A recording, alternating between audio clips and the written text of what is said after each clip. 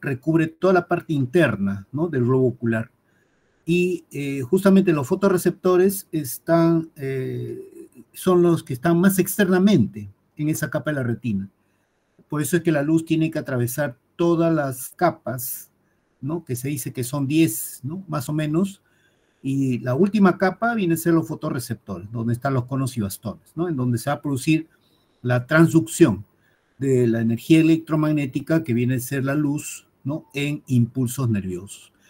Y claro, una vez que se produce la fototransducción, ¿no?, a este nivel, ¿no?, de los conos y bastones, va a sufrir un proceso un procesamiento de las señales a través de las células horizontales, como también las células bipolares, las células amacrinas, como también las células ganglionares, ¿no? Y una vez que las señales ya procesadas llegan a las células ganglionares, ¿no?, los axones, por donde se van a transmitir esos impulsos nerviosos ya procesados, sus axones van a formar lo que es el nervio óptico, ¿no? Y no olvidemos también que la parte más externa, ¿no?, de la papila óptica, recuerden que la papila óptica es el lugar de nacimiento del nervio óptico, es una zona ciega, ¿no?, porque no hay fotorreceptores a ese nivel, ¿no? Pero en la parte externa hay una zona más oscura que se llama la mácula, y en el centro de la mácula está la fovea. La fovea es una depresión y se caracteriza porque hay una mayor concentración de conos, ¿no? Esa concentración de conos lo que va a permitir es que podamos tener mayor definición de los objetos por el cual nosotros digamos, focalizamos nuestra visión, ¿no? Es decir, cuando nosotros focalizamos un punto en el espacio, ¿no?, con ambos globos oculares, estamos, digamos, agudizando nuestra visión, ¿no? Y justamente cuando nosotros agudizamos la visión es porque nosotros estamos observando ese objeto a través de la fovea. Por eso es que la fovea, ¿no?, se diría que representaría la agudeza visual, o sea, a través de la visión, ¿no? Con las foveas estaríamos teniendo lo que se llama la agudeza visual, ¿no? Aquí está, por ejemplo, si este es el globo ocular, se puede decir derecho, aquí está la papila óptica, donde están los vasos retinianos, tanto arteria como vena, ¿no? Y justamente la parte externa de la papila óptica, ustedes van a observar una mácula, una mancha, y en el centro la fovea, ¿no? Y ahí está la fovea con los conos, ¿no?, en el cual hay una mayor concentración. Es decir, cuando nosotros focalizamos, ¿no?, o hacemos foco en un punto con ambos globos oculares, estamos viéndolo, ¿no?, a través de las foveas, y eso es lo que nos va a dar lugar a lo que es la agudeza visual, ¿no? Entonces, y aquí se determina, ¿no?, a través de este corte histológico, se ve aquí la fovea, ¿no?, y ustedes pueden ver la gran cantidad, la mayor concentración de los conos. Aquí también, con otra coloración, hematoxilina eosina, se puede ver la fovea claramente y la mayor concentración de conos.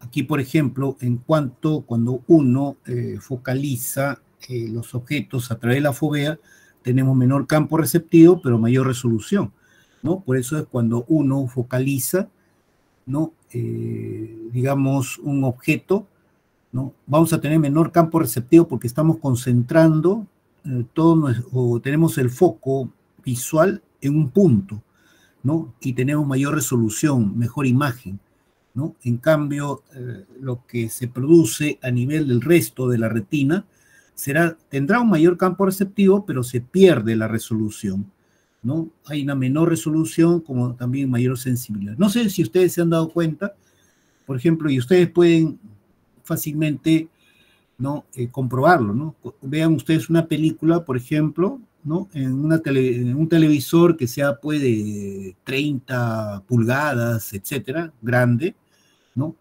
Y vean ustedes la calidad de la imagen. En cambio, cuando ustedes lo ven en su teléfono celular, ¿no?, la calidad de imagen es mucho más específica, ¿no? Y eso justamente es por ese mismo efecto, ¿no? o sea, mientras mayor sea, digamos, su campo receptivo, tiene una mayor resolución, ¿no? Podríamos compararlo de esa manera, ¿no? Y se puede ver claramente esa diferencia. O sea, si quieres ver con la fovea, pues tendrás, lógicamente, un menor campo receptivo, una mayor resolución, pero una menor sensibilidad, ¿no? A diferencia de lo demás. Ahora, con respecto a los campos, ¿no? Los campos oculares, ¿no?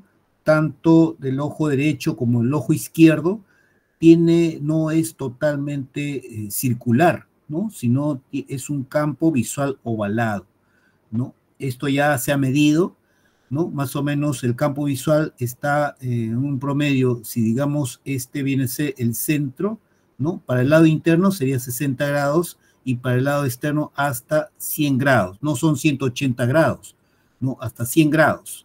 Es aproximadamente si consideramos el horizonte visual, ¿no? Y hacia arriba también tenemos que, de acuerdo al horizonte visual, nosotros podemos observar 60 grados hacia arriba y hacia abajo 75 grados, ¿no? Pero ¿cuál realmente es el ángulo visual adecuado para uno poder leer, pero en especial cuando estamos frente a una pantalla de visualización de datos? No es cuando ustedes miran de frente la pantalla, sino es cuando ustedes miran la pantalla con un ángulo de 30 grados respecto al horizontal, ¿no? Y es por eso cuando uno quiere que adopte un trabajador una postura ergonómica, cuando trabaja frente a una pantalla de visualización de datos, el horizonte visual tiene que coincidir con el borde superior de la pantalla de visualización de datos, ¿no? Si coincide, entonces, cuando lea, ¿no? La pantalla, lo va a leer a más o menos 30 grados. Es el mejor ángulo de observación de la persona. Con esto vas a evitar la fatiga visual, ¿no? En cambio, si ustedes miran de frente y leen o miran hacia arriba, se van a cansar más rápido, ¿no? Por eso se ha determinado, ¿no?, que el mejor ángulo visual es a 30 grados en relación al horizonte visual. Y es por eso que si ustedes quieren utilizar sus máquinas, sus laptops, como también sus pantallas de su computadora, es ideal, es adecuado que su horizonte visual coincida con el borde superior de su pantalla de visualización de datos. Y así puedan ustedes mirar con un ángulo de 30 grados la pantalla, ¿no? Para que no se canse, ¿no? Todo esto, por ejemplo, se puede desarrollar, digamos, en el consultorio, ¿no? Evaluar, por ejemplo, hacer una campimetría manual, se le llama así, ¿no? En el cual nos situamos frente al paciente, ¿no? Y tanto el examinador, por ejemplo, en este caso, digamos, ocluye el globo ocular derecho y del paciente su globo ocular izquierdo, ¿no? Entonces, se están mirando frente a frente y se compara con un objeto, ¿no?, que está agarrando el examinador y que tiene digamos, algo que reluce, algo que sea muy llamativo, ¿no? Entonces, un examinador se compara con el paciente ese campo visual, en el cual puede esta persona con este objeto llevarlo hacia abajo, llevarlo hacia arriba y comparándolo con el examinador puede evaluar a su paciente, ¿no? Entonces, con todo esto se puede desarrollar rápidamente en menos de un minuto los campos visuales, ¿no? Una campimetría manual, tanto para el globo ocular izquierdo como también para el globo ocular derecho. Y hay un examen simple, ¿no? Y lo que corresponde, por ejemplo, a lo que es el punto ciego, ¿no? Que ustedes deben haber escuchado bastante, ¿no? Es cuando, por ejemplo, desplazamos, ¿no?, desde abajo del examinador el objeto, ¿no?, que está llamativo, y ese paciente, lógicamente el paciente tiene que mirar el ojo del examinador, no debe apartar, ¿no? Va a ver que en un momento dado este objeto va a desaparecer de su campo visual, ¿no? Eso correspondería justamente al punto ciego correspondiente a la papila óptica, ¿no? Pero siempre en forma comparativa, ¿no? Se puede desarrollar de repente lo podemos hacer en la próxima clase presencial, podemos hacer así rápidamente una campimetría manual, ¿no? Respecto a la fobia, entonces, ¿no?, justamente la imagen que se tenga que proyectar, ¿no? El foco tiene que coincidir justamente en la retina para uno poder realmente ver, ¿no? El objeto.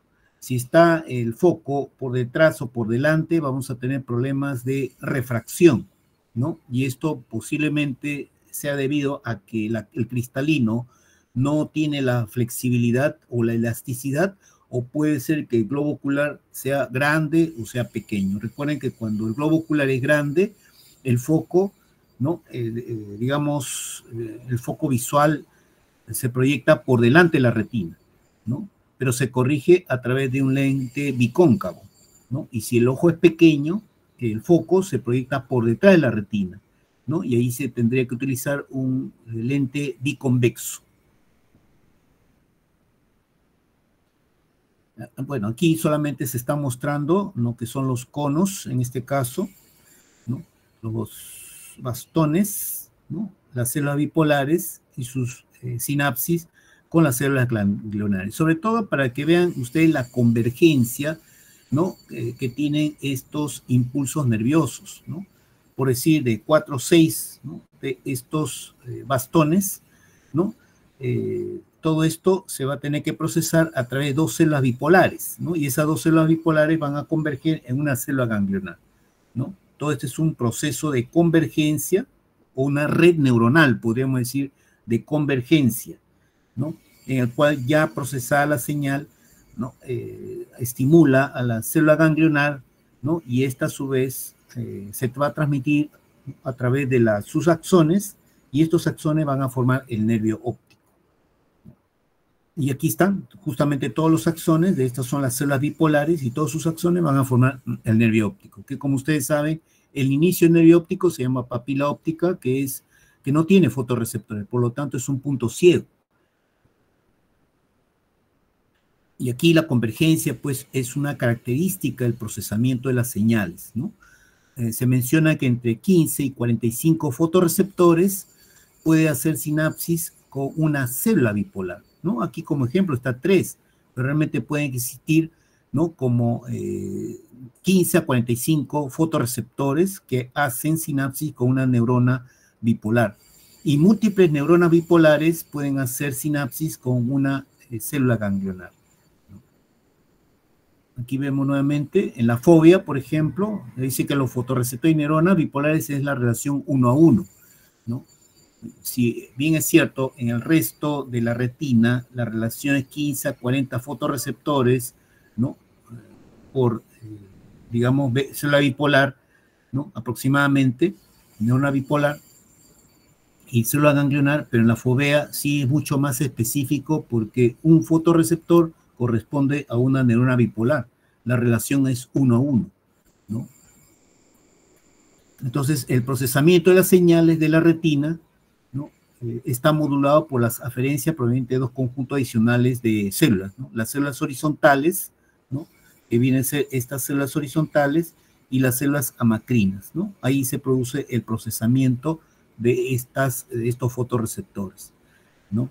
Y estos fotorreceptores van a tener receptores, pero en su membrana. Y como ven ustedes, la membrana, tanto de los bastones como los conos, son membranas plegables, ¿no?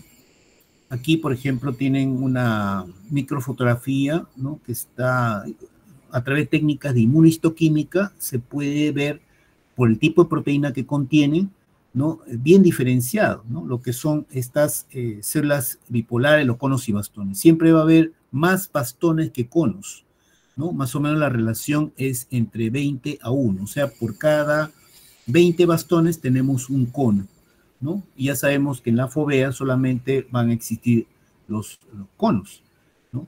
Y los bastones más nos sirve para la visión nocturna, ¿no?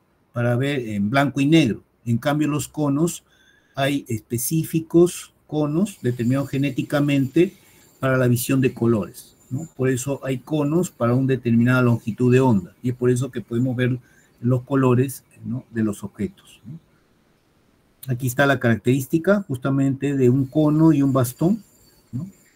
Y los segmentos, y justamente aquí lo que vemos es el punto ciego, ¿no? Que correspondería justamente a la papila, ¿no?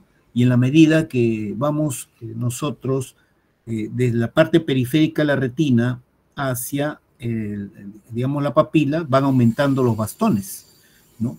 Y en la medida que ya nos acercamos, ¿no?, los conos, por ejemplo, ya estaría pues mayor cantidad justamente en la fovea, ¿no? Esto está determinado también, ¿no? Y esta es la relación justamente del epitelio pigmentado, ¿no?, con respecto a los conos, ¿no? El epitelio pigmentado tiene abundante cantidad de melanina y es por eso que es un epitelio totalmente oscuro, ¿no? Y la finalidad que tiene es que la luz, o sea, la radiación electromagnética, no rebote, ¿no?, sino se absorba. Recuerden que el color negro absorbe la longitud de onda, ¿no? Entonces, esa es la finalidad justamente del epitelio pigmentado, ¿no?, que viene a ser, que contiene gránulos de melanina, justamente para que absorba la luz que ha ingresado, ¿no?, a través de todos los elementos transparentes, ¿no?, del globo ocular, ¿no? Porque si no tuviese la melanina, y fuese solamente la esclerótica, o hay zonas, por ejemplo, de este epitelio pigmentado que no tiene suficiente cantidad de melanina, en ese punto donde está, digamos, poca cantidad de epitelio pigmentado, ¿no?, y que justamente le continúa la esclerótica, y ustedes saben que la esclerótica es blanca, ¿no?, esto va a dar como consecuencia que rebote la luz, ¿no?, dentro del globo ocular. Y eso va a dar como consecuencia, pues, una distorsión de las formas, de los colores, etc. Entonces, justamente en estas membranas, en estos discos, vamos a encontrar proteínas, ¿no?, tanto la opsina como el retinal, ¿no? Está el epitelio pigmentado con los pigmentos de melanina, ¿no? También hay unas, digamos, un mapeo, se puede decir, de estos receptores, ¿no?, en lo que se refiere al segmento interno, segmento externo, ¿no?, para poder identificarlo, ¿no?, las células, o mejor dicho, la sinapsis, ¿no? Y aquí tenemos justamente los pigmentos visuales, ¿no?, justamente la opsina, ¿no?, proteína, y el retinal, ¿no?, que son sensibles a la luz, ¿no?, y están unidos a las membranas celulares de los segmentos externos a los fotorreceptores. Aquí estas proteínas son justamente los transductores que van a convertir la energía luminosa o radiación electromagnética en potenciales de acción, ¿no? Los bastones, por ejemplo, se menciona que solamente tiene un tipo de pigmento, ¿no?, que viene a ser la rodopsina, ¿no?, mientras los conos tienen 3 pigmentos diferentes, ¿no?, y que están relacionados con la rodopsina, ¿no? Aquí están, por ejemplo, hay conos para el color azul, ¿no?, que es lo que va a estos conos para el color azul, se puede decir, van a ser sensibles a la longitud de onda para el color azul, igual para el color verde, para el color rojo, ¿no? Y la fototransducción es un proceso, este proceso es similar para la rodopsina en los bastones y en los 3 pigmentos de colores en los conos, ¿no? La rodopsina está compuesta por la molécula que ya le mencioné, la opsina, ¿no?, como también el retinal, ¿no?, que es un derivado de la vitamina A. Por eso la vitamina A es un componente muy importante, ¿no? Sobre todo se menciona que no solamente contribuye a la parte inmunológica, sino también para la parte visual, ¿no?, en especial para la visión en la oscuridad, ¿no?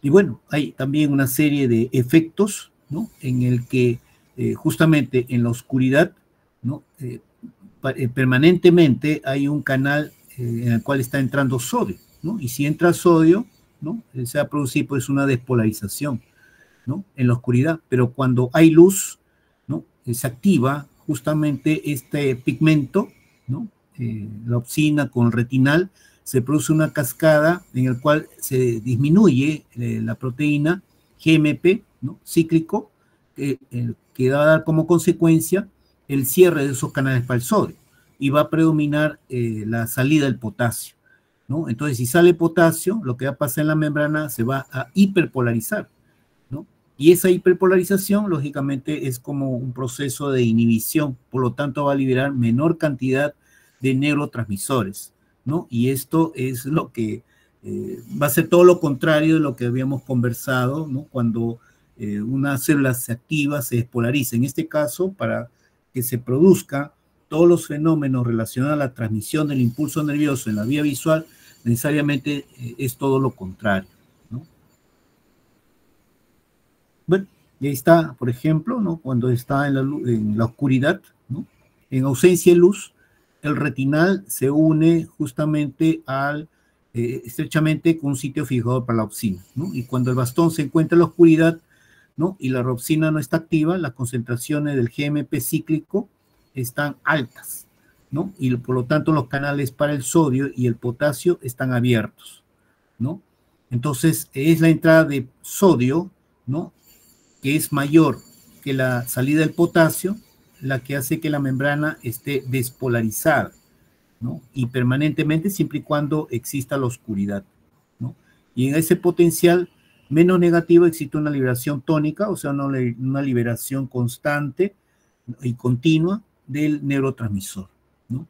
Y todo lo contrario sucede en la luz, ¿no? Porque la luz va a activar a este pigmento, se activa la cascada, ¿no? De la transucina, ¿no? Disminuye el GMP cíclico y esto cierra los canales de sodio y por lo tanto predomina la salida de potasio, se hiperpolariza la membrana, ¿no? Y esto va a dar lugar que disminuya, ¿no? La liberación del impulso nervioso, ¿no? De acuerdo a la cantidad de luz también, ¿no? Y también existe una fase de recuperación, ¿no? En el cual ya se convierte, el retinal recupera su conformación, ¿no? Y hay una serie de procesamientos de señal, del fotorreceptor celular bipolar hasta la célula ganglionar, ¿no? En cual se va a transmitir el impulso nervioso, ¿no? Para formar justamente el nervio óptico, ¿no? Y como ustedes ven, acá en esta parte hay un proceso de hiperpolarización, porque aquí se ha estimulado, ¿no? La hiperpolarización prácticamente es el estímulo, ¿no? Para el fotorreceptor. Pero a nivel de la célula bipolar, aquí sí existe una inversión, hay una despolarización, y aquí por ingreso de sodio. Pero a nivel de la célula ganglionar, lo que se va a producir es un incremento de los potenciales de acción, ¿no? Que eso sí se va a poder transmitir a través de los axones, ¿no? Ya. Seguimos entonces, ¿no? Y como sabemos, en cuanto a este proceso, el procesamiento de las señales siguen un patrón convergente, como habíamos dicho, ¿no? Tanto conos y bastones es de 15 a 45, se reduce a las células bipolares y estas células bipolares, que pueden ser dos, se reduce a una célula, ¿no? Ganglionar, ¿no? Bueno, y aquí hay procesos también, ¿no? En el cual son como los píxeles, podríamos asemejar, ¿no? En el cual hay grupos de neuronas ganglionares, ¿no? Que tienen centro on o centro prendido y periférico apagado, ¿no? Como también hay grupos de neuronas ganglionares que también son de centro on, pero periféricamente prendido, ¿no? Entonces, cuando la luz brilla en el centro, o sea, cuando un haz de luz brilla en el centro, se excita a la célula ganglionar, ¿no? Mientras si la luz brilla en el centro, acá inhibe la célula ganglionar, ¿no? Igual que ocurre, si la luz brilla en la periferia de este grupo de células ON, células centrales ON, inhibe a la célula ganglionar y así sucesivamente, y ¿no? Ese pasaje de luz a través de esas neuronas ganglionares con sus campos receptivos va a dar, como quien dice, ¿no? Así como en las computadoras existe ese lenguaje binario, ¿no? 0, 1, 0, 1, ¿no? Es así como se va a producir esas señales y se van a producir los contrastes para poder nosotros ver las formas y también los colores, ¿no? De este tema, ¿no? Entonces tenemos también grupos, ¿no? Justamente se han identificado varios grupos de células ganglionares en los primates, por ejemplo, ¿no? Células ganglionares, ¿no? En el cual el 80% son células M, ¿no? Que viene a ser lo que está en la fotografía de la izquierda, y las células P, ¿no? Las células M son las células magnocelulares, ¿no? Recordemos que son las células ganglionares de la retina, en las cuales se produce el procesamiento de las señales, ¿no? Que son más sensibles a las señales del movimiento, y las células P o parvocelulares, que son las más sensibles, ¿no? Estas células P on-off, ¿no? Son más sensibles a señales relacionadas con formas y detalles finos, como la textura y los objetos en el campo visual, ¿no? Todo esto se produce en el procesamiento de la retina, ¿no? A través de las células ganglionares, ¿no? Entonces, nosotros, cuando, por ejemplo, miramos un objeto aquí en el centro, ¿no? Sin apartar el centro, ¿no? Vemos que el globo ocular, tanto la retina temporal como la retina nasal, observen ustedes que es cruzado, ¿no? O sea, la radiación, la luz, en otras palabras, van a impactar o van a estimular las retinas, ¿no? De acuerdo, ¿no? al cruce de esos rayos, ¿no? A esa luz, ¿no? Pero como ustedes ven aquí, y es una pregunta muy importante que podríamos hacer en el examen, es en el quiasma óptico, ¿no? Los axones de qué retina se cruzan. Y ustedes ven que son las retinas nasales de ambos globos oculares se cruzan en el quiasma óptico. En cambio, las retinas temporales, ¿no? Son ipsilaterales. Significa que la retina temporal del ojo derecho sigue el nervio óptico del lado derecho, ¿no? Pasa a través del quiasma óptico, sigue el tracto óptico o cintilla óptica también, va por el cuerpo genicular lateral, de ahí encuentra su neurona talámica y de ahí se proyecta hacia la corteza del mismo lado, ¿no? Tanto para la retina temporal del ojo derecho como la retina temporal del ojo izquierdo, ¿no? Entonces, cuando analizamos, ¿no? Como ven ustedes acá, ¿no? Este campo visual, ¿no? Campo visual derecho, ¿quién realmente va a... o sea, nuestro campo visual derecho, sin apartarnos de este punto central, ¿quién lo va realmente a reflejar? La retina temporal del ojo izquierdo, ¿no? Y también la retina nasal del ojo derecho. Y si ustedes se dan cuenta, la retina nasal del ojo derecho cruza el quiasma óptico y se va al hemisferio, ¿no? Izquierdo. Y esta retina temporal del ojo izquierdo se va directamente al hemisferio cerebral izquierdo, ¿no? Es decir, en líneas generales, si yo veo el campo visual del ojo derecho, el campo visual derecho, perdón, campo visual derecho, ¿quién realmente lo percibe? El lóbulo occipital del hemisferio cerebral izquierdo.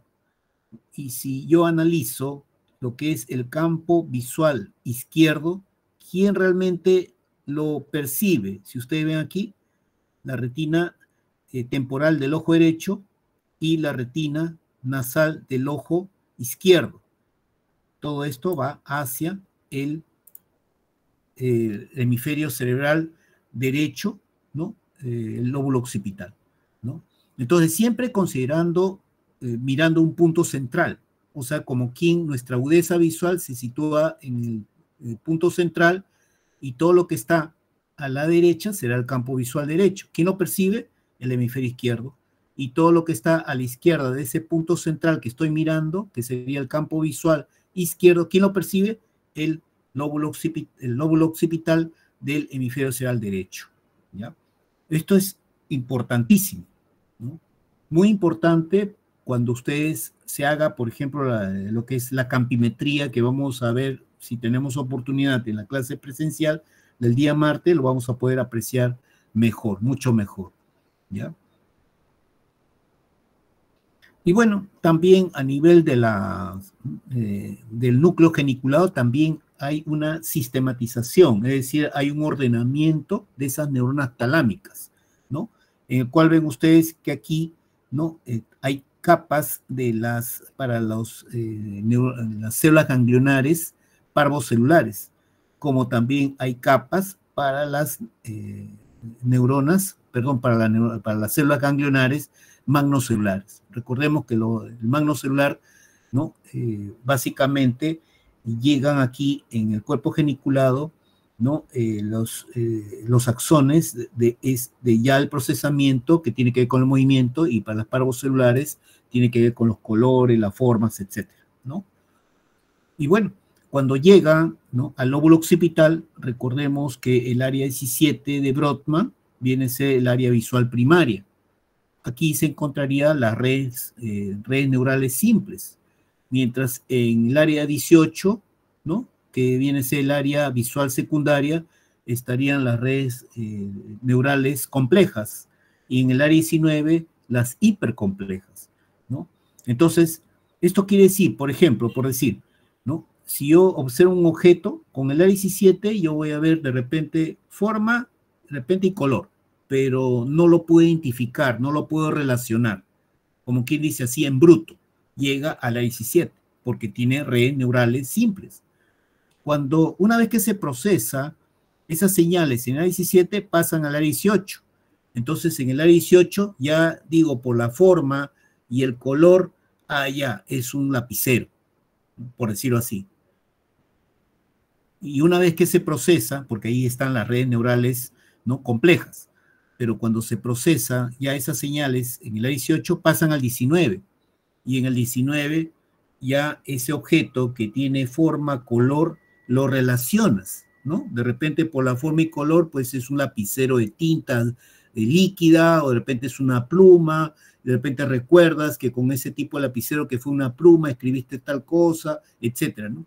¿Por qué? Porque en el área 19 vendría el área visual terciaria, estarían las redes neurales hipercomplejas, ¿no? Es así como se organiza nuestra corteza cerebral, ¿no? Nuevamente aquí, justamente para recordarles, cuando ustedes evalúen el campo visual, una campimetría manual, ¿no?, siempre hay que recordar que hay que mirar el centro, ¿no?, y no apartar la mirada. Entonces, todos los objetos que se te puedan presentar en tu campo visual derecho, sin apartar la mirada en el centro, ¿no?, ¿quién lo percibe? El hemisferio cerebral izquierdo. Y todos los objetos que están en el campo visual izquierdo, ¿quién lo percibe? El hemisferio cerebral derecho, ¿ya? ¿Por qué? Por justamente los entrecruzamientos, ¿no?, dependiendo del tipo de retina temporal, retina nasal, etcétera, etcétera, como hemos visto, ¿no? El cuerpo geniculado, ¿no?, como están ustedes viendo acá, ¿no?, también está sistematizado, como ya les mencioné, ¿no?, para las células ganglionares, tanto magnocelulares como parvocelulares. Aquí está, justamente, ¿no?, las parvocelulares, que tienen que ver con el color, la textura, la forma de profundidad de los objetos que observamos, ¿no?, que están en relación con la célula ganglionar P, ¿no?, van a hacer sinapsis con las neuronas del cuerpo genicular, la tercera, la cuarta, la quinta, sexta capa, mientras que las magnocelulares, que responden a estímulos, ¿no?, movimientos, mejor dicho, que vienen de las células ganglionares M, ¿no?, están en la primera y segunda capa de este cuerpo geniculado. Entonces hay todo un procesamiento, ¿no?, visual en todas esas vías visuales, ¿no? Y aquí se menciona que la corteza cerebral fusiona las señales monoculares de ambos ojos para producir una vista binocular del mundo que nos rodea, ¿no? Muy importante, ¿no? Creo que les mencioné también que la disposición que tiene nuestros globos oculares, ¿no?, porque no están en un plano, ¿no? En un mismo plano no está. Los globos oculares están más o menos, de acuerdo a nuestro cráneo, están ubicados un poco en forma oblicua, ¿no? Y esto va a permitirnos a nosotros no solamente ver ancho y alto, sino también profundidad, ¿no? Lo que no tienen actualmente los televisores, ¿no? Como les mencioné, solamente tienen ancho y alto, y es por eso que, como no tenemos la visión de profundidad en un televisor, fácilmente nos podemos confundir, sobre todo cuando vemos un partido, ¿no?, que parece que la pelota llega al arco, pero no es así, está completamente desviada. A diferencia que cuando ustedes van al estadio y ustedes ven un partido, ahí sí, como hay visión de profundidad, ¿no?, ahí sí hay mayores probabilidades de que si se tira al arco, ¿no?, y realmente esté yendo al arco, sea así, ¿no?, de esa manera, ¿no? Bueno, ustedes ya conocen los pares craneales, ¿no? Los pares craneales, por ejemplo, en cuanto a la parte ocular, ¿no?, sabemos que el tercero, el cuarto y el sexto par son los motores oculares, ¿no? Bueno, esto es más que nada para que se vea con respecto a estos campos receptivos de la célula ganglionar on y célula ganglionar off, ¿no? Vamos ahora a hablar sobre la parte muscular. Ya. ¿Por qué es importante revisar con respecto a los órganos sensoriales, sensitivos, etcétera, ¿no? Cuando hablaban de parte muscular, porque es necesario, ¿no? Imagínense a este jugador de básquet, ¿no? ¿Cómo es que va a poder calcular, ¿no? Haciendo un tiro de 3 puntos, por ejemplo, para que llegue al cesto, ¿no? Si aquí, por ejemplo, tiene que entrar en juego la integración del sistema sensorial visual, ¿no? También aquí entra en juego el sistema sensorial del equilibrio, ¿no? Tanto lo que son, lo que le había mencionado, ¿no? Tanto el utrículo, el sáculo, los canales semicirculares, ¿no? También la parte auditiva, ¿no? Porque tiene que escuchar lo que dicen sus compañeros, ¿no? O el entrenador, ¿no? En cuanto a la parte sensitiva, la parte táctil, ¿no? La parte propioceptiva, ¿no? Que más que nada lo vamos a encontrar en el tejido conectivo del músculo, que vamos a hablar ahora, ¿no? La parte de la presión también, ¿no? La parte sensitiva, ¿no? Relacionada a la presión. Todo esto se confluye, se integra en el sistema nervioso para poder nosotros movilizarnos, para poder hacer este tipo de movimiento que, ¿no? Que nos hace acertar cuando una persona está entrenada, ¿no? El músculo significa musculus, ¿no? Que significa ratón pequeño, porque en la antigüedad se pensaba que habían animales pequeños dentro del cuerpo y que permitía que nosotros pudiéramos mover los dedos, los brazos, las piernas, etcétera, ¿no? Entonces, si analizamos, ¿no? El músculo, como ustedes saben, desde el punto de vista embriológico, viene la capa mesodermal, que se organiza en somites. A las 3 semanas se van a diferenciar en mesodermo esplácnico y somático, y a la 5ª semana, en las yemas de las extremidades, ya vamos a encontrar los precursores miogénicos, y hay una alta mitosis. A la 7ª semana hay diseminación en extremidades de mioblastos y miotúbulos, ¿no? Y entra a un estadio postmitótico, y los primeros contactos neuromusculares se dan entre la 9ª y 10ª semana. Aquí hay una corrección, ¿no? Porque a través de la ecografía 4D se ha podido ver en los embriones que ya a la 7ª semana de edad gestacional ya existen movimientos. Si existen movimientos de un embrión a la 7ª semana, significa que ya el sistema nervioso estableció contacto con las fibras musculares. Por lo tanto, esto ya va a cambiar, ¿no? En los libros todavía no está descrito de esa manera, pero ya tenemos que hablar que los primeros contactos neuromusculares es a la 7ª semana de edad gestacional. Luego hay diferenciación inicial de tipo de fibra muscular, ¿no? Porque la fibra muscular no es de un solo tipo, ¿no? Hay fibras tanto rápidas como también lentas, ¿no? Eso se da en la 18ª, 19ª semana, y como hay todo un estadio de divisiones, hay un fin de la función celular, porque recuerden que la fibra muscular tiene varios núcleos. Una fibra, o sea, una célula muscular tiene varios núcleos, y ese producto justamente la función celular. Pero el fin de la función celular se da entre la 20 y 30 semanas de edad gestacional, y la diferenciación final de tipo de fibra muscular, ¿no? Fibras lentas, fibras rápidas y mixtas, se da recién en el nacimiento, ¿no? Es decir, podríamos hablar bajo esta perspectiva que la cantidad o el porcentaje de fibras lentas o fibras rápidas y mixtas está determinado genéticamente, ¿no? Podríamos decir, ¿no? Bueno, aquí hay todo un proceso de formación. Este es un mioblasto, ¿no? En el cual se ve más o menos lo que ustedes ya conocen, las bandas oscuras, bandas claras, ¿no? Pero aquí hay totalmente un desorden. Claro, porque estamos hablando desde el punto de vista embriogénico en la formación de la fibra muscular. En este caso es un mioblasto que está organizándose sus estructuras proteicas para formar justamente las bandas claras y bandas oscuras, ¿no?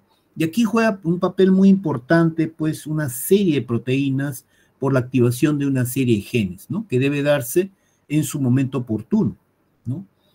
Aquí vemos, por ejemplo, que este proceso en el cual se van organizando tanto las proteínas gruesas como la proteína delgadas, es un proceso, se puede decir, de tipo negentrópico, ¿no? Mientras que en el otro extremo del mismo mioblasto, recién comienzan a organizarse. Aquí hay todo un desorden, ¿no? Que es un proceso de tipo entrópico, ¿no? Todo es un proceso, lógicamente, ¿no? Y recordemos que el músculo tiene toda una cubierta, aparte de tener puesto una fascia, ¿no? Hay un tejido conectivo que lo rodea todo el músculo, que se llama el epimicio, ¿no? El epimicio, ahí están los propioceptores, ¿no? Propioceptores que van a informar al sistema nervioso de la posición de cierto segmento del cuerpo en relación al espacio, en todo el conjunto. Ahora, todo ese músculo está organizado en fascículos, ¿no? Fascículos de fibras musculares. Pero también ese fascículo tiene un tejido conectivo que le rodea que se llama perimicio. Y ahí también existen los propioceptores, ¿no? Y ahora, separando de un fascículo una fibra muscular, o sea, una célula muscular, ¿no? También existe un tejido conectivo, se llama endomisio, y también ahí existen los propioceptores, ¿no?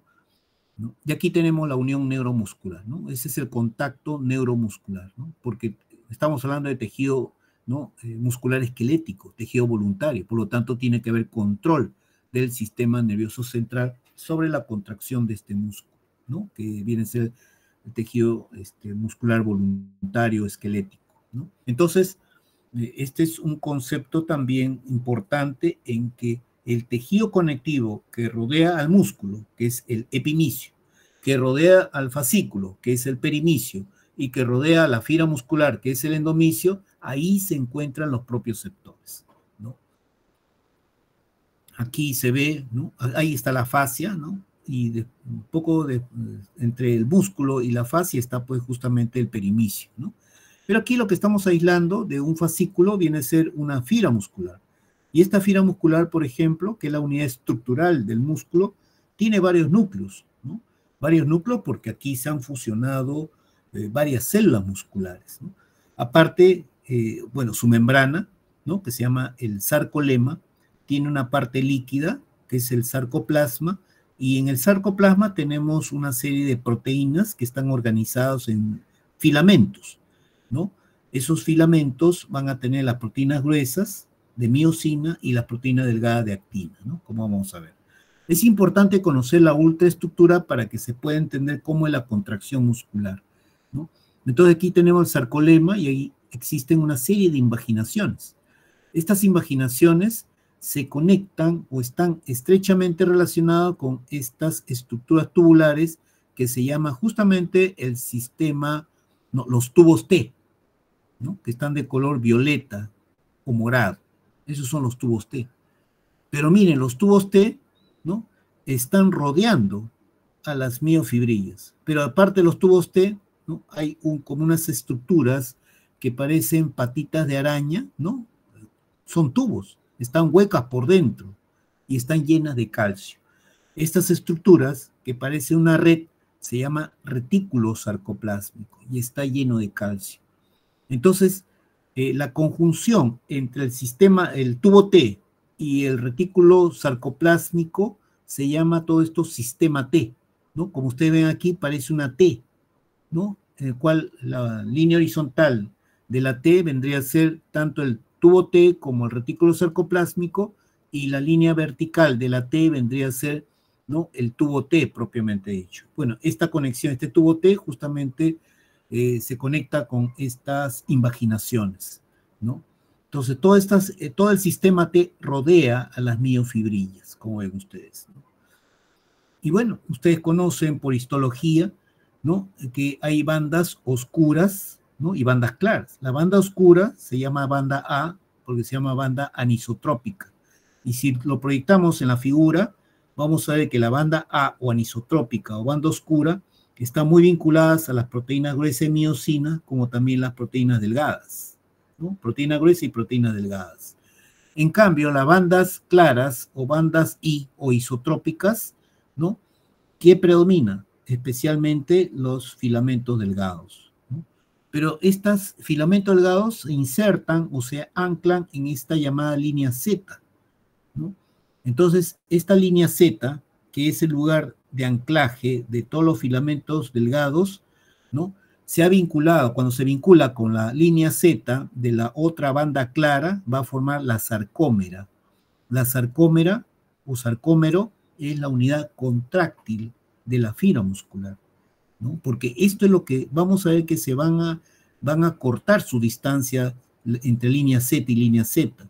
O sea, se va a cortar la sarcómera y eso nos va a indicar, ¿no?, que se contrajo el músculo, ¿no? Pero analicemos un poco más las proteínas gruesas estas, ¿no?, que son la proteína gruesa de miosina, ¿no? Realmente son 400 moléculas por cada proteína gruesa, 200 por un lado, 200 por el otro lado. Y miren, estas zonas que son protuberancias son las cabezas de miosina. Y todo lo que está aquí son las colas. Y las colas se unen en este punto llamado punto M, ¿no? Mientras que la actina, o el filamento delgado, mejor dicho, no solamente lo forma la actina, que son estas proteínas globulares, sino también estos filamentos proteicos que se llama tropomiosina. Y aparte de la tropomiosina, encima de la tropomiosina está la troponina. La troponina tiene 3 elementos proteicos, por eso es un heterotrímero conformado por la troponina C. La troponina C es el elemento, la proteína que une toda la troponina a la tropomiosina. Luego tiene la troponina C, que es una proteína que tiene un elemento de unión al calcio, para el calcio. Y la troponina I es la troponina inhibitoria, ¿no?, que lo vamos a ver posteriormente, ¿no? Bueno, este esquema, por ejemplo, ven ustedes las miofibrillas, ¿no?, rodeados justamente por el sistema T, ¿no? Y el sistema T, recuerden, ¿no?, es el tubo T conjuntamente con el retículo sarcoplásmico que está de color verde, ¿no?, lleno de calcio, ¿no? Bueno, esta es la repetición, lo mismo, lo que les mencionaba, las bandas claras, ¿no?, y bandas oscuras. Y aquí vemos una estructura histológica. A ver, esta estructura histológica aquí lo determina claramente por estos discos intercalares, ¿no? Por lo tanto, este sería un tejido, ¿no?, músculo cardíaco, ¿no? Los discos intercalares son sinapsis eléctricas, ¿no? Esos son los discos intercalares. Este es un músculo un poco más desordenado, ¿no?, músculo liso. En cambio, miren, este músculo es el esquelético, que es más organizado, ¿no? Y ahí están claramente, se ven las bandas oscuras y bandas claras, ¿no? Y entonces aquí ven ustedes justamente cómo se desplazan esas proteínas, ¿no? Aquí, por ejemplo, lo que ven es que no ha cambiado la posición de la banda, o mejor dicho, las proteínas gruesas. Lo que ha cambiado de posición viene a ser justamente entre disco Z y disco Z la sarcómera. O sea, aquí lo que vemos, por ejemplo, cuando el músculo está estirado, ¿no?, totalmente relajado y estirado, es que se aleja los discos Z, ¿no? Por lo tanto, amplía la longitud de la sarcómera. Mientras cuando está en reposo, ¿no?, así, de esta manera están los filamentos delgados respecto a los gruesos. Y cuando está contraído, miren, ¿no?, se acercan los filamentos delgados, ¿no?, y por lo tanto vemos la mayor estrechez de la sarcómera. ¿Esto qué implica? Que las proteínas gruesas están fijas al citoesqueleto de la fibra muscular, ¿no?, y los que realmente se movilizan, ¿no?, serían los filamentos delgados, ¿no? Esto también es muy importante porque una de las proteínas que fija a las proteínas gruesas viene a ser la distrofina, ¿no? Y ustedes saben de que existe, ¿no?, genéticamente está esto determinado, una ausencia de distrofina, ¿no? Y esto que va a condicionar a que, como no hay distrofina, o sea, no hay el elemento que fija a las proteínas gruesas al citoesqueleto del músculo, en la medida que vaya contrayendo la persona que tiene este problema, se van desorganizando todas esas proteínas gruesas. Y al final, ¿qué va a traer como consecuencia? Hipotrofia y atrofia muscular. O sea, me estoy refiriendo a la enfermedad de Duchenne, ¿no?, en otras palabras, ¿no? Bueno, y la interacción, ¿no? Por ejemplo, las cabezas de miosina van a interaccionar justamente con la actina, ¿no? Pero para que vean, en un músculo sin contraerse, sin relajarse, ¿no?, músculo en reposo, vean ustedes cómo está distribuida las cabezas de miosina por un lado y por el otro lado, y su relación con el filamento delgado de actina, ¿no?, o el filamento delgado en líneas generales. Ustedes ven que aquí hay una proteína filamentosa que se llama nebulina. Lo que hace la nebulina es estabilizar el filamento delgado. Pero también hay otra proteína filamentosa de la titina, ¿no? Que como ustedes ven parece un relámpago, ¿no? Y que se fija, ¿no? A las áreas más cercanas al punto M, ¿no? Esta titina se le atribuye que cuando uno estira el músculo, a través de la titina vuelve a recuperar su posición inicial, ¿no? Y bueno, aislemos una proteína de miosina, tiene 2 cabezas y una cola. Las 2 cabezas, por ejemplo, tienen 2 propiedades. Una de atraerse electrostáticamente con la actina y la otra de hidrolizar el ATP. Estos van a ser 2 aspectos muy importantes para que se pueda producir la contracción muscular, ¿no? Que como ustedes ven aquí, ¿no?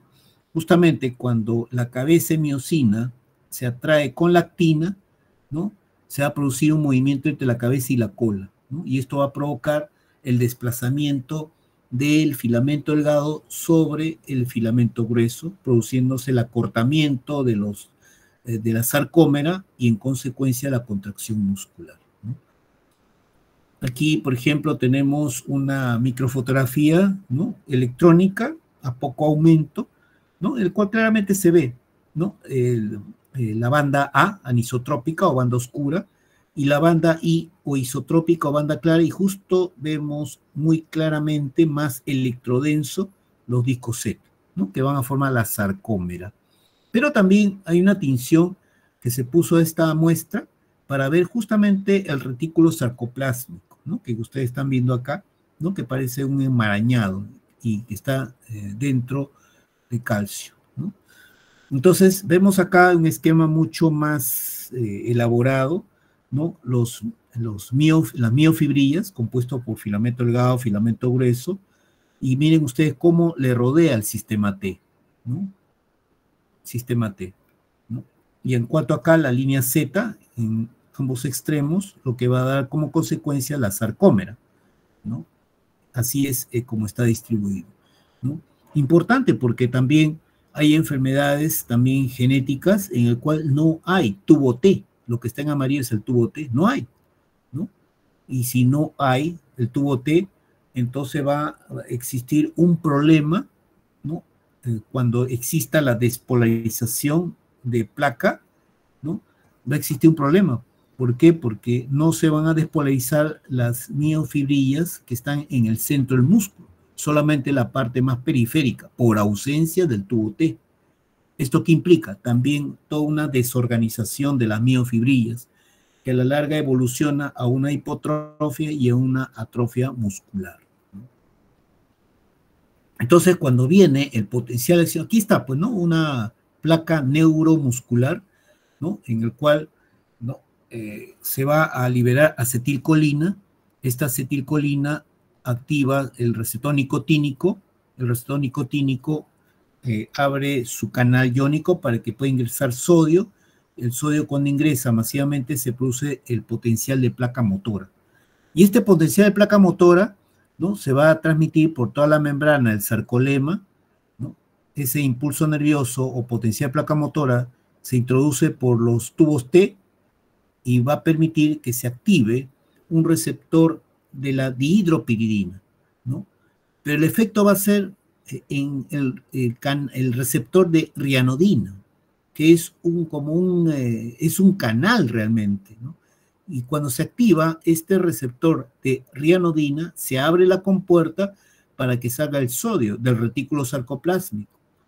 Y este sodio va a ejercer un efecto, ¿no?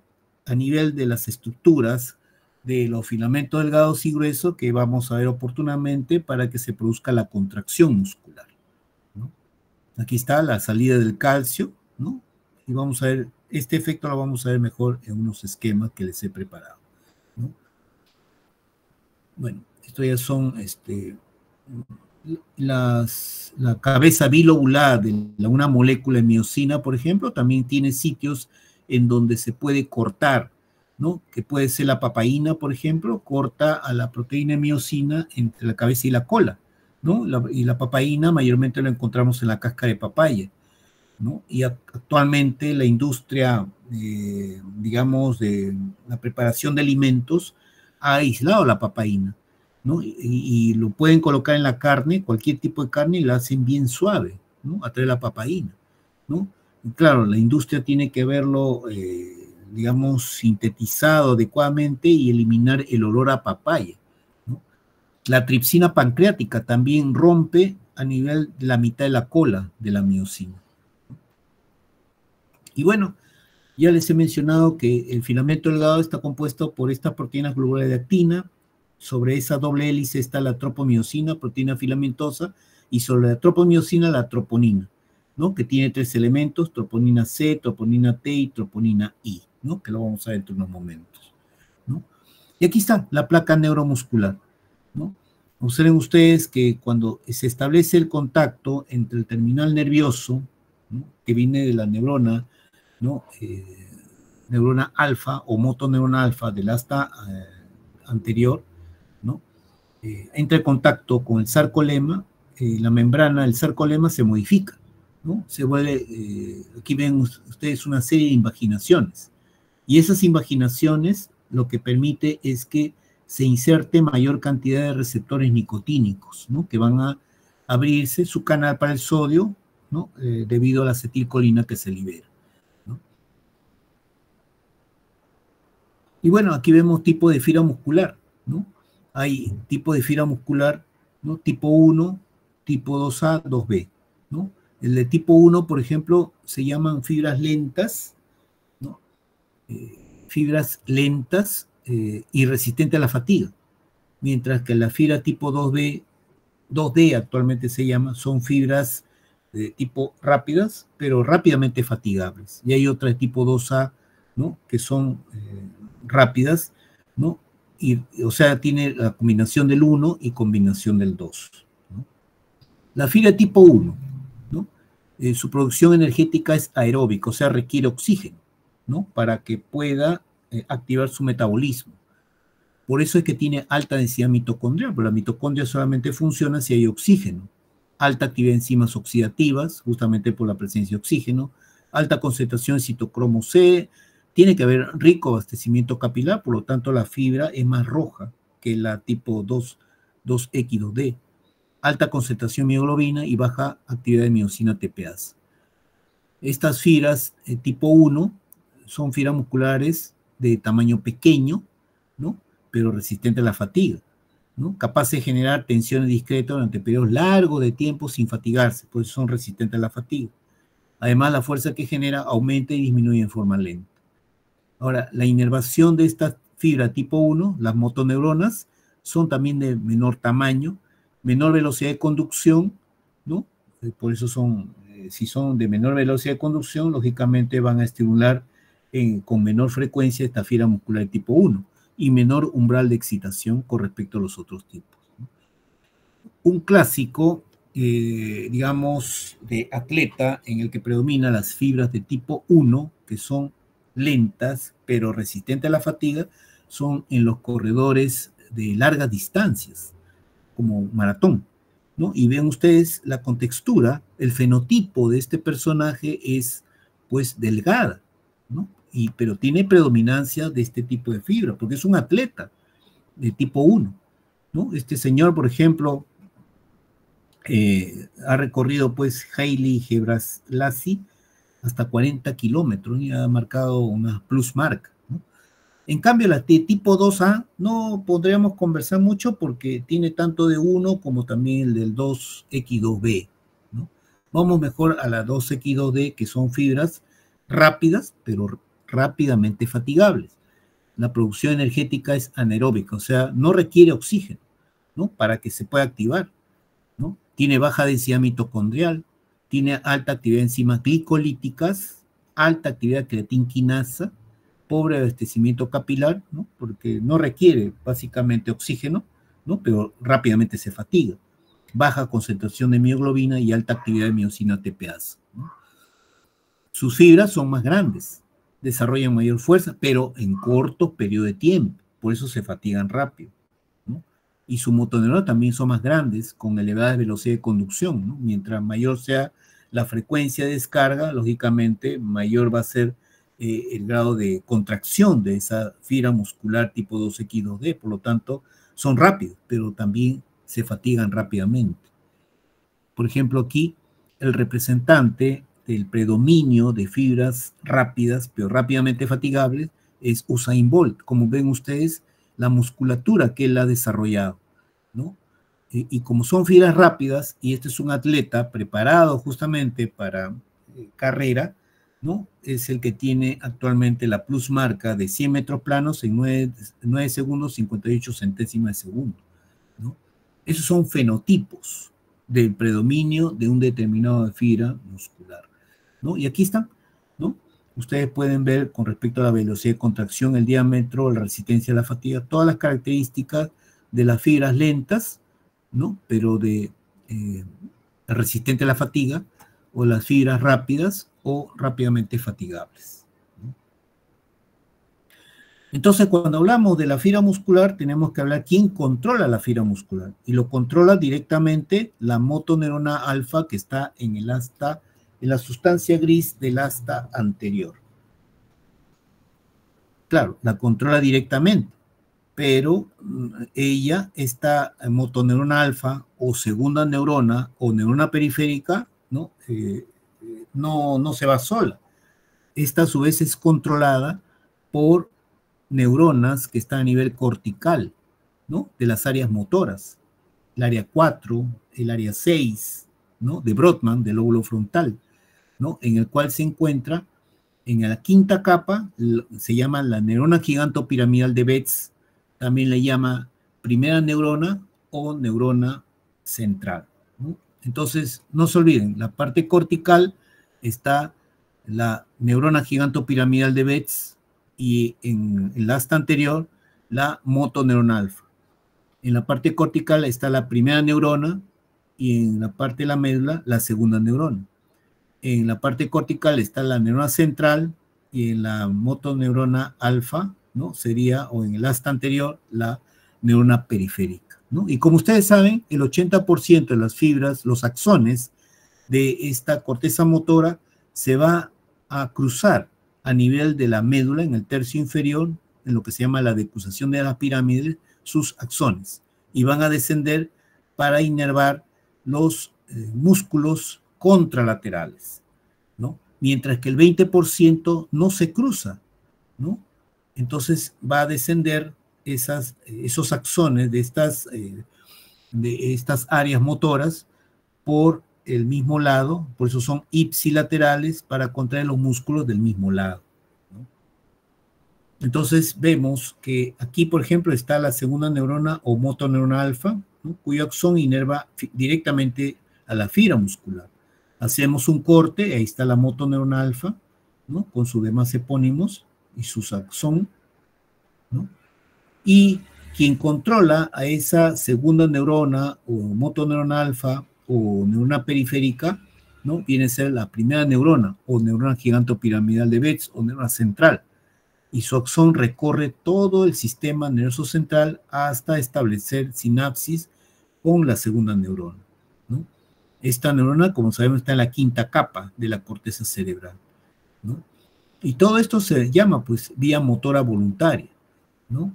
Y aquí ven, por ejemplo, si hacemos un corte a nivel de la parte nerviosa, ¿no? Ahí vemos el terminal, ¿no? Nervioso, terminal axónico de la motoneurona alfa, ¿no? Y otro aspecto importante es que aquí vemos, por ejemplo, el axón de una motoneurona alfa. Pero este axón inerva, miren cuántas fibras musculares. Aquí está la placa neuromuscular de esta fibra, de esta fibra. Vamos a ver aquí, vamos por esta rama. Se puede decir de esta fibra muscular, de esta fibra, esta fibra, esta fibra. Es decir, una motoneurona alfa inerva varias fibras musculares. Y ese conjunto de esa motoneurona con varias fibras musculares que inerva se llama unidad motora, ¿no? Y ustedes ya van a escuchar lo que se llama reclutamiento de unidades motoras, ¿no? Y en ese reclutamiento de unidades motoras, la persona que es atleta tiene que reclutar el mayor número de unidades motoras. Y aquí no solamente interviene digamos, la parte física, somática, sino también la parte mental, psicológica, ¿no? Por eso es que los atletas se tienen que concentrar, ¿no? Se tienen que concentrar para activar el mayor número de unidades motoras y poder tener éxito en su competencia, ¿no? Volvamos nuevamente a la placa neuromuscular. Aquí, por ejemplo, ven ustedes que tanto la parte del terminal está en reposo y la parte muscular también está en reposo, porque el interior es negativo y el exterior es positivo, ¿no?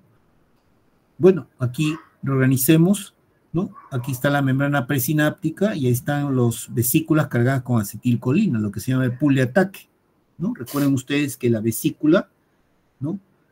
A través de una serie de proteínas, SNAR, ¿no? Se van a entrelazar con proteínas de la membrana presináptica, ¿no? Para que se queden aquí ancladas y esperando el impulso nervioso, ¿no? Mientras hay otras, el pool de reserva, que están a través de la sinapsina, que es otra proteína, que los une al citoesqueleto, esperando a reemplazar al pool de ataque, ¿no?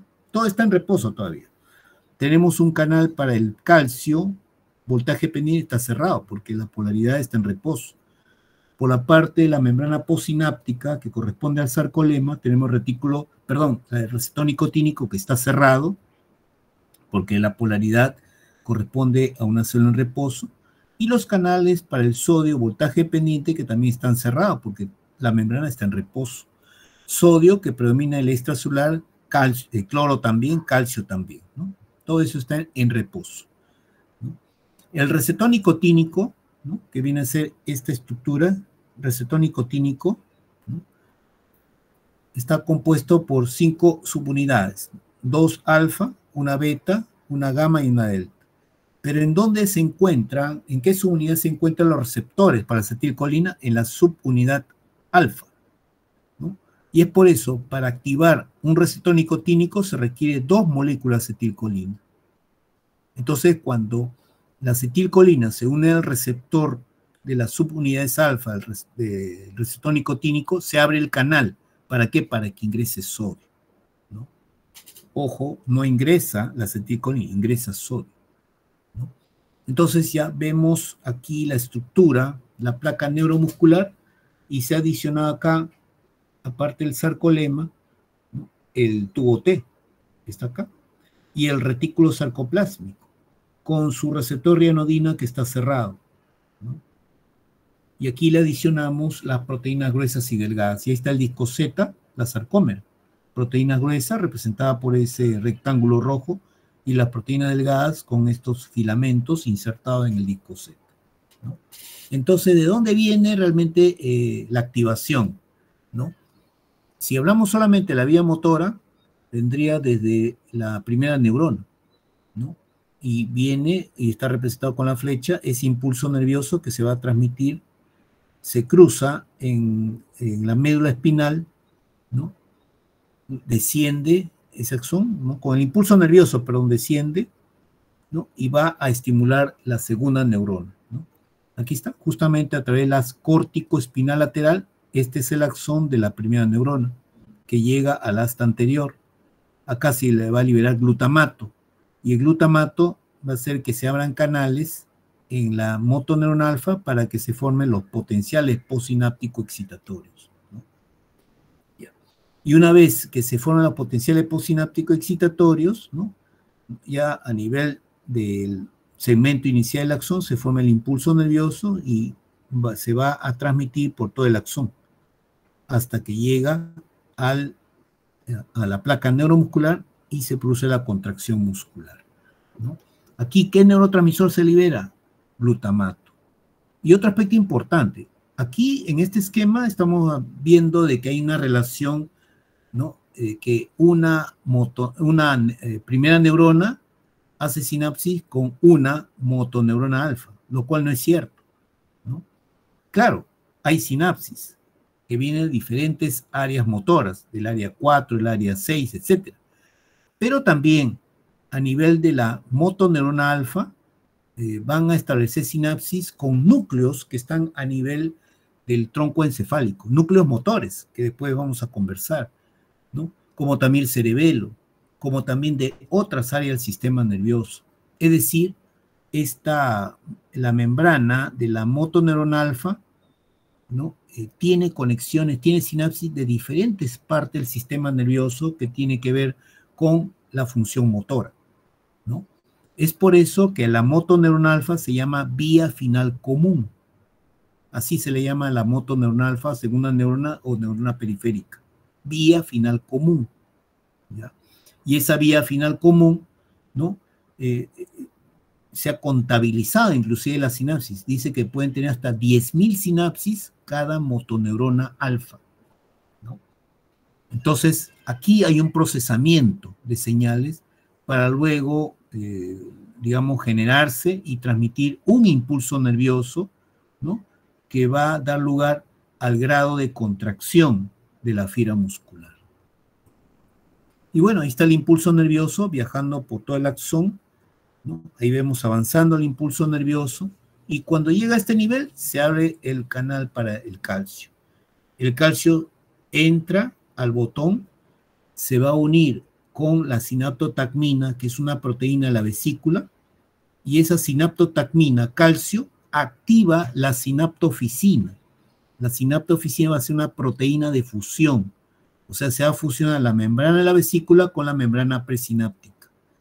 Y a través de ese poro de fusión se libera la acetilcolina en forma de cuantas, ¿no? Y un cuanta, o sea, el contenido de una vesícula, se menciona que contiene entre 5.000 a 10.000 moléculas del neurotransmisor.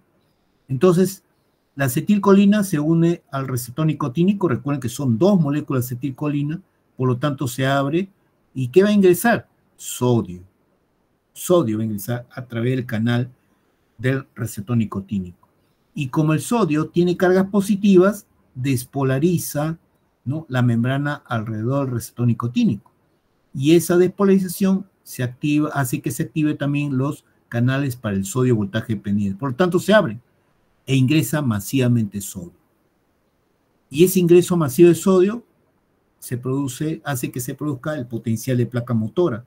Y este potencial de placa motora se transmite por toda la membrana del sarcolema, por la membrana del tubo T, y cuando despolariza la membrana del retículo sarcoplásmico, se abre el receptor de rianodina.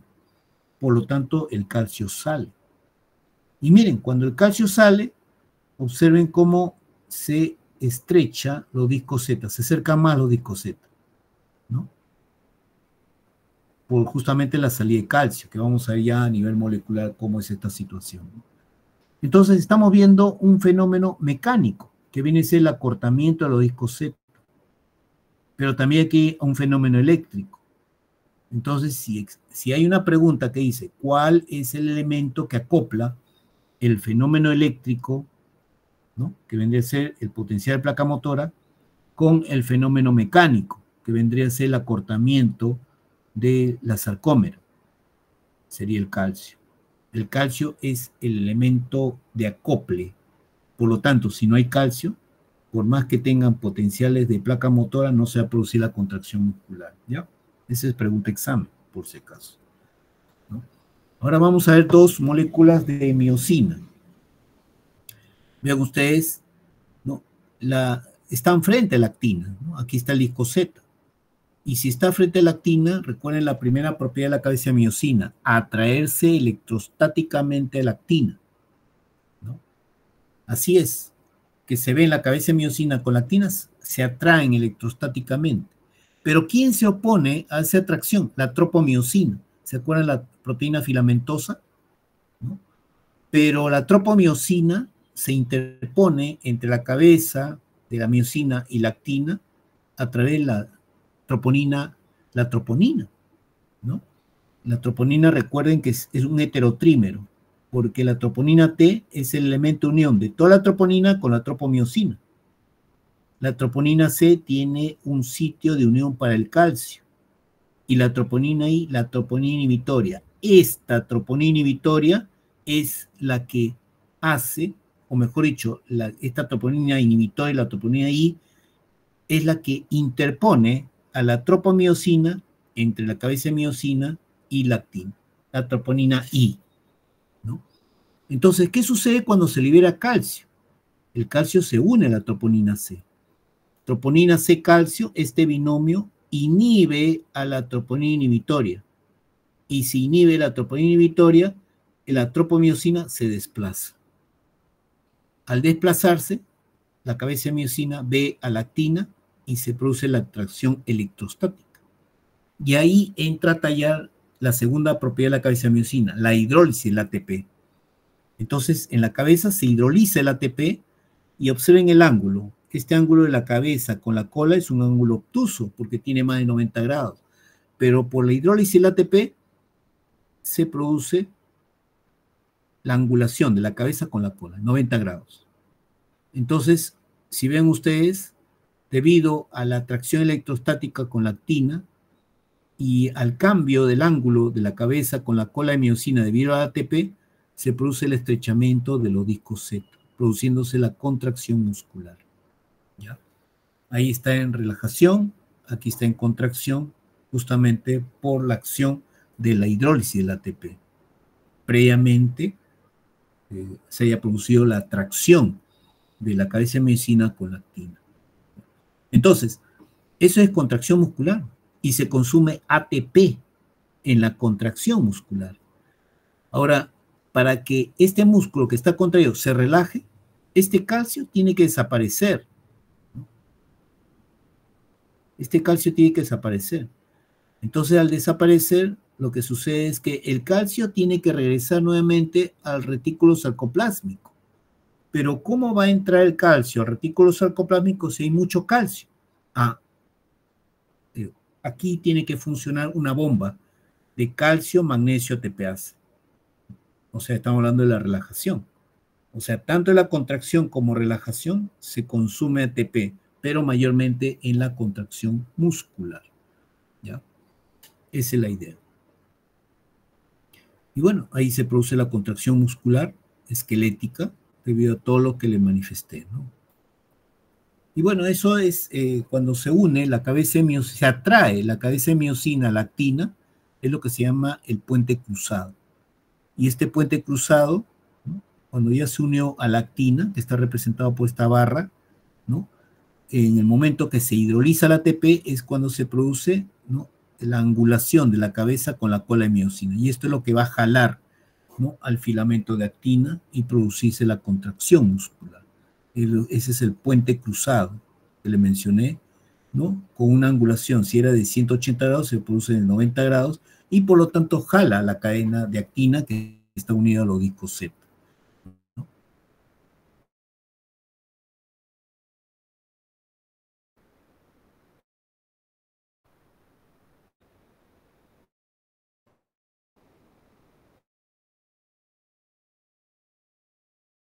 Bueno, en la clase de presencia, un arco reflejo, siempre va a existir 5 elementos, ¿no? El órgano receptor, la fibra nerviosa aferente, el centro integrador, que por lo general es el sistema nervioso central, la fibra nerviosa eferente y el órgano efector. O sea, 1, 2, 3, 4, 5 elementos, siempre, ¿no?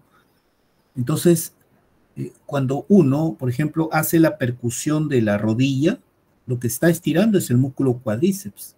Y el músculo cuádriceps estirado también estira los usos neuromusculares del músculo cuádriceps.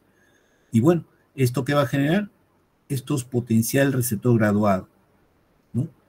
Pero en la medida que se excita el uso neuromuscular, a lo largo de todo el arco, miren los cambios que sufren el potencial de acción. Y esos cambios es debido a la presencia de tal o cual canal iónico, ¿no? Bueno, ahí están los tipos de fibra muscular, ¿no? Ya les mencioné. Y esto es una forma de determinar los tipos de fibra muscular a través de la tinción para la TPasa, por ejemplo, ¿no? Si quiero determinar tipo 1, ante un corte histológico de esta fibra, lo enfrento, tinción para TPasa con pH 9.4, 4.6, 4.3, la de tipo 1, que son fibras lentas pero resistentes a la fatiga, ¿no? Lo veré a 9.4 clara, 4.6 oscura, 4.3 oscura, y así sucesivamente, ¿no? Lo puedo reconocer, así como en este caso. se hace un corte, ¿no?, del tejido muscular. Por lo general se tiene 3 cortes, ¿no?, para enfrentarlo a pH 9.4, a 4.5, a 4.3. El mismo tejido, ¿no? Y esto, a través del sistema de software, se puede determinar el porcentaje de predominancia de un tipo de fibra en especial, ¿no? Bueno, esta es la unión neuromuscular, ¿no? Ahí ven, por ejemplo, en cuanto a la cantidad de receptores, de canales para el calcio presináptico, que está en el botón, ¿no?, el botón terminal de la motoneural alfa, y respecto a los receptores nicotínicos que están en la membrana postsináptica, ¿no? Hay una ligera predominancia de los receptores nicotínicos respecto a los canales de calcio, ¿no? ¿Y por qué motivo se hacen estos exámenes? Porque hay una enfermedad que se llama miastenia gravis, en el cual nuestro propio sistema inmunológico ataca los receptores nicotínicos. Por lo tanto, estos puntitos naranja disminuyen drásticamente, ¿no?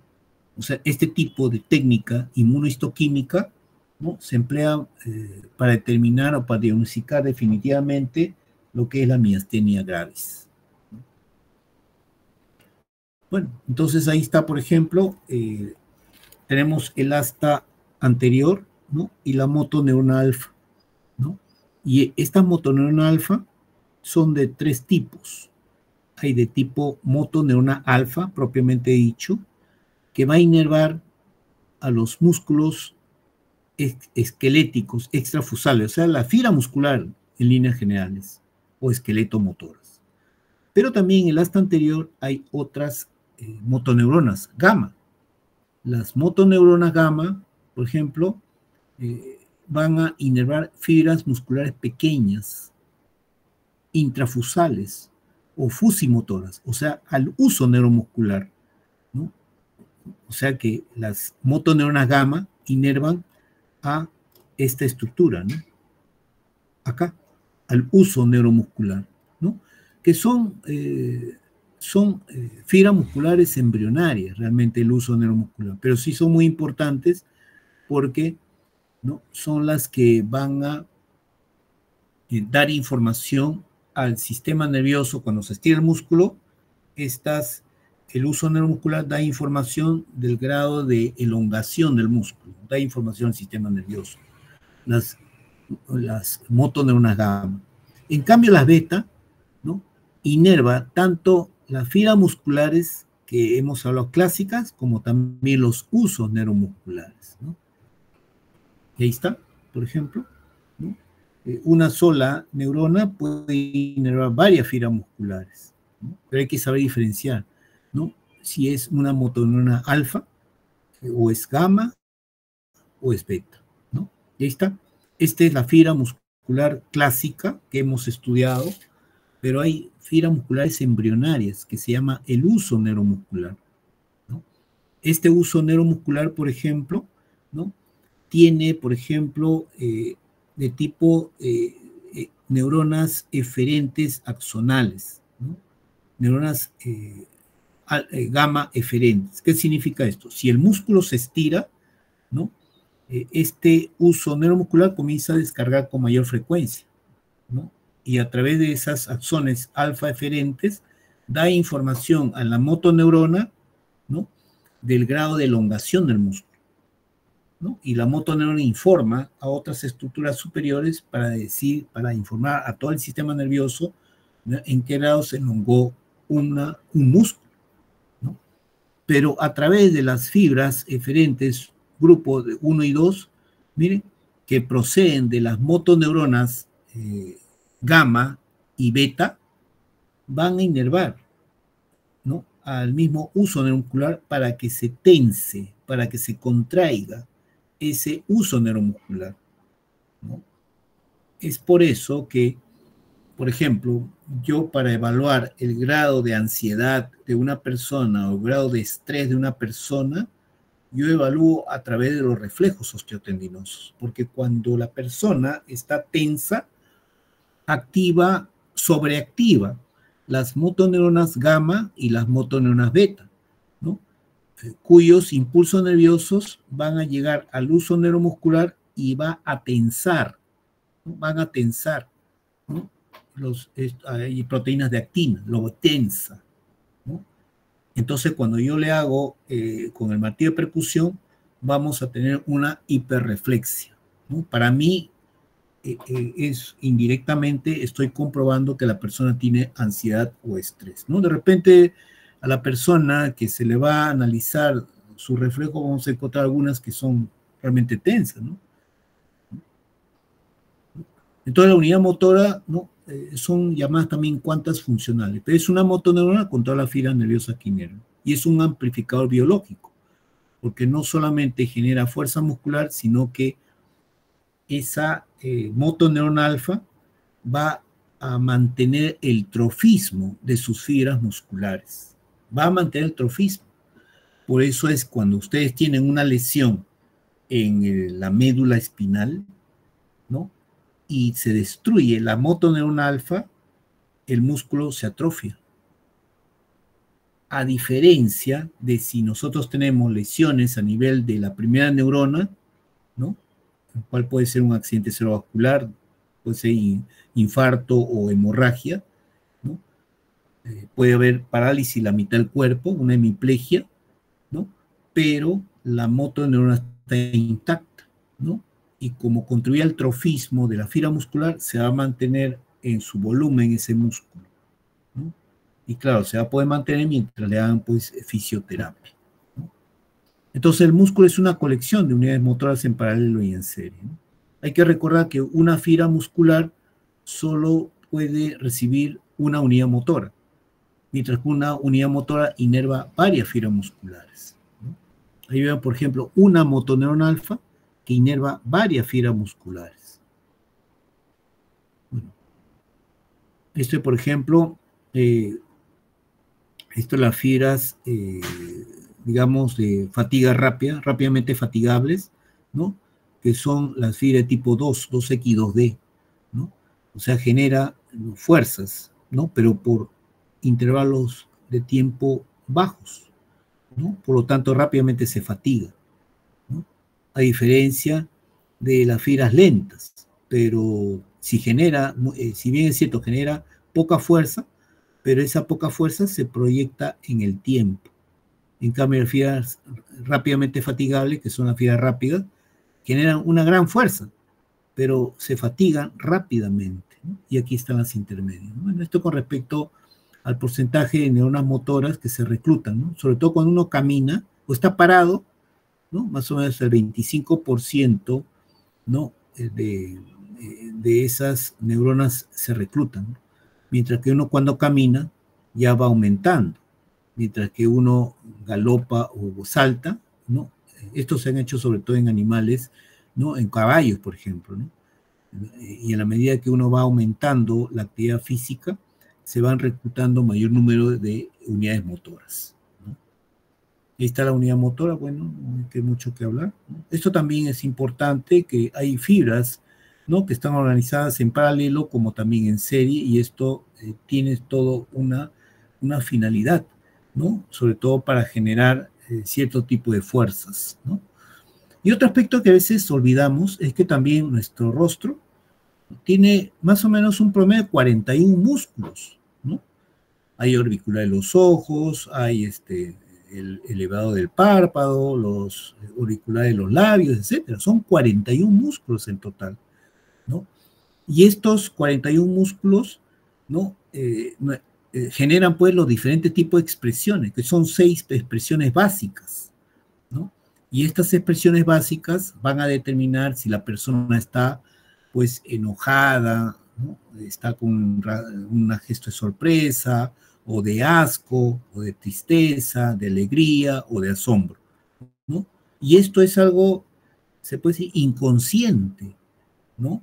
Y es por eso que cuando uno es de la profesión de la salud, médico en especial, todos tenemos problemas, pero cuando ustedes tienen que atender a un paciente, tienen que hacer un esfuerzo para apartar todos sus problemas, ¿no? Cuando tengan un paciente, porque si ustedes no apartan los problemas y los llevan justo cuando van a atender a un paciente, ese paciente se va a dar cuenta a través de los gestos que ustedes realizan, ¿no? Y como le digo, como es algo inconsciente, ¿qué pasa si ustedes, digamos, tienen, pues, se han peleado con la novia, el novio y atienden a un paciente, ¿no?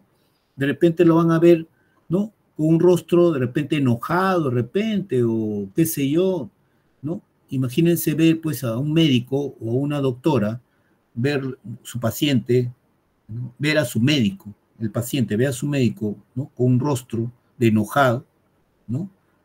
O tener este rostro, por ejemplo. Y muchas veces hay pacientes que ustedes van a atender personas que no tienen mucho aseo, ¿no? Y inconscientemente pueden hacer este gesto. Y si el paciente le ve que hacen este gesto, rompe rápidamente la comunicación, ¿no? Yo, por ejemplo, he tenido pacientes que han tenido, por ejemplo, cáncer.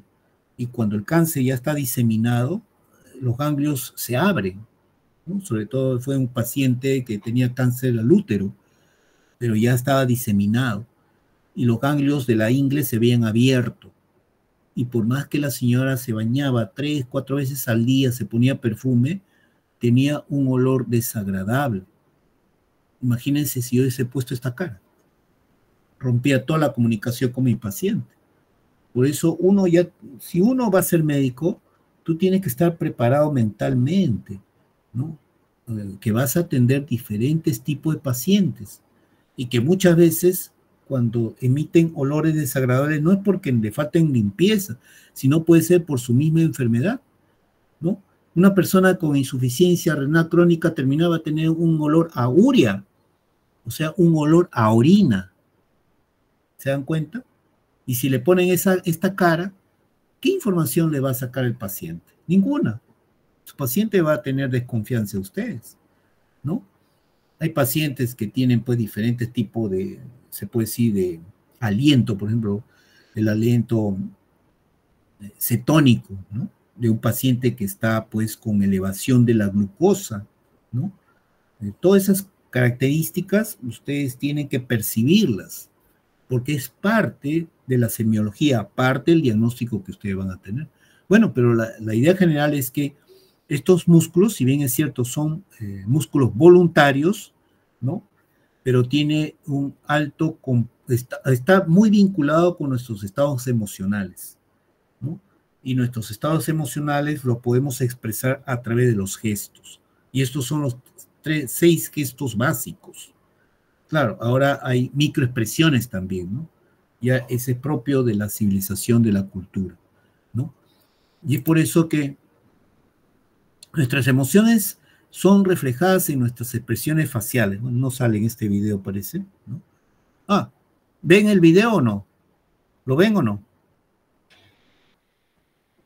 Chicos,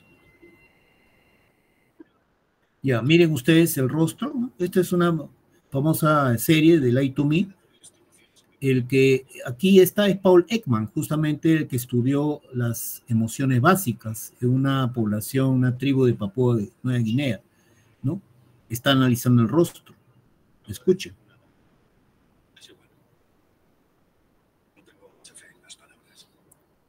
Él no hace caso a las palabras, son las expresiones.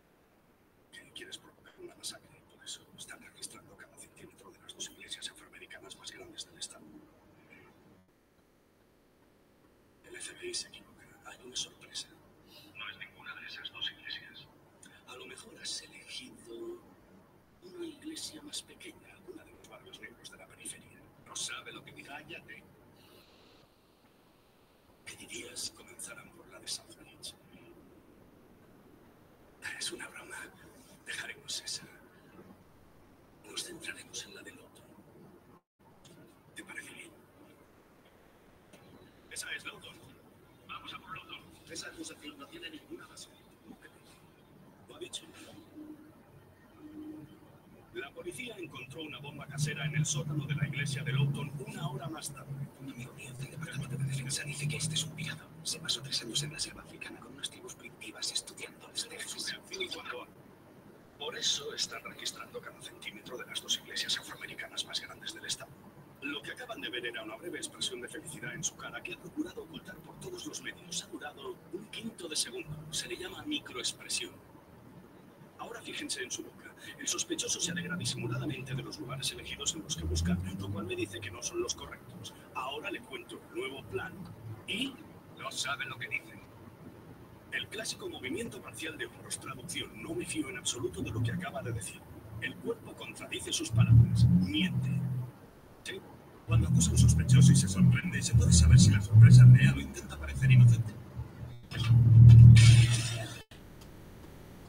Eso es una sorpresa real. Dura menos de 1 segundo en el rostro. Pero si el sospechoso está sorprendido más de 1 segundo, está fingiendo.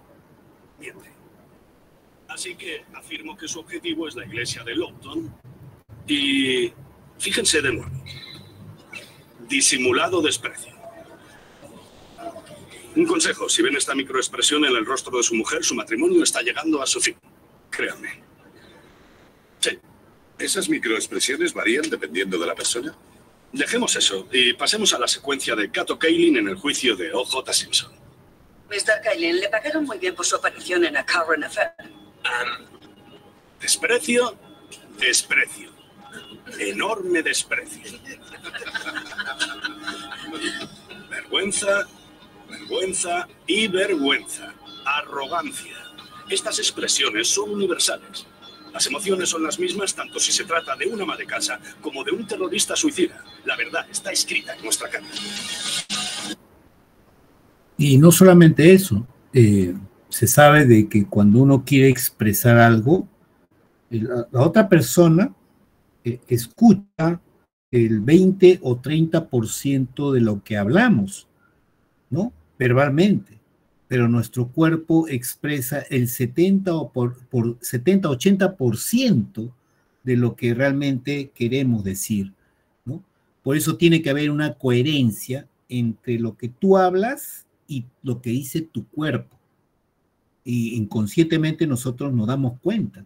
Si lo que tú estás diciendo no coincide con lo que habla tus gestos, ¿no? No te creemos, ¿no? Por eso es importante conocer también este tema, sobre todo ustedes van a ser médicos, ¿no? Entonces, por eso les reitero nuevamente, cuando ustedes tengan problemas, tenemos que hacer se puede decir, un gran esfuerzo para que todos los problemas los dejemos de la puerta del consultorio hacia afuera, porque no podemos involucrarlo a nuestros pacientes, ¿no? Porque si no, ellos se van a dar cuenta de esas llamadas expresiones, ¿no? Esas emociones básicas, o también llamadas microexpresiones también, que son miles realmente, ¿no? Pero las 6 son básicas y se da en todo el mundo, pero son miles de acuerdo a la cultura en la cual estemos nosotros. Bueno, aquí terminamos, chicos. No sé si tienen alguna pregunta. Muy bien, chicos, de repente ya el día martes, ¿no? Hacemos algunas pruebas, ¿no? O sea, sobre todo, bueno, no se olviden, chicos, tienen que tener sus materiales personales, su estetoscopio, su oftalmoscopio, su martillo de percusión, todas esas cosas personales sí es importante que poco a poco vayan teniendo, porque tienen que practicarlo, ¿no? Yo siempre, por ejemplo, cargo mi oftalmoscopio, es pequeño nada más, de plástico, ¿no? Pero eso inclusive les puede ayudar, inclusive a ustedes decir, no tiene un edema cerebral, por ejemplo, ¿no? Y eso lo puede hacer rápidamente, ¿no? En su consultorio, en la cama del hospital, etcétera, etcétera, ¿ya? Bueno, muchas gracias, nos vemos, chicos, cuídense, buenas noches. Chau, chau. Nos vemos Dora, nos vemos Jimena, nos vemos Diego, nos vemos Max. Ahora te paso las clases en PDF, señorita, ¿ya? Con la delegada, ¿no? Chao, Joseph. Chao, Melanie. Chao, Luz. Buenas noches. Buenas Hasta noches. luego, doctor. Gracias. Buenas noches, doctor. Muchas gracias. Nos vemos. Chao, nos vemos. Chao, chao. Cuídense. Chao, nos vemos.